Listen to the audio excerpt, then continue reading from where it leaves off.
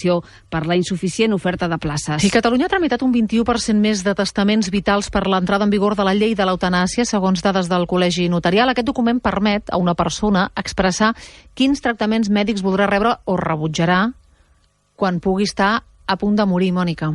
Demà farà un any que va entrar en vigor la llei de l'eutanàsia a Espanya i en els primers 9 mesos d'aplicació a Catalunya s'han autoritzat més de 4.500 testaments vitals. És un 20% més que en el mateix període de l'any anterior. La meitat d'aquests documents s'han signat durant el primer trimestre del 2022, el que significa que la demanda continua creixent. El degà del Col·legi Notarial de Catalunya, José Alberto Marín, ha explicat en una entrevista a Ser Catalunya que el document dona tranquil·litat als ciutadans que volen deixar per escrit com volen ser tractats a nivell mèdic al final de la seva vida. Es pot disposar que en el moment en què tingui una situació extrema i no pot decidir, s'apliqui l'eutanàsia. Es nomena també un representant perquè ho pugui impulsar, però si no ho fa el representant, ho pot fer el metge, perquè aquest document consta la història clínic del pacient.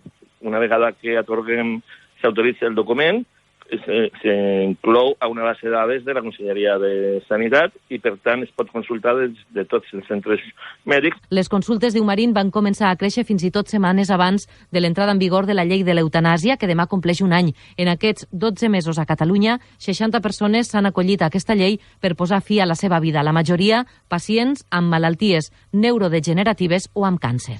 I obrim crònica policial.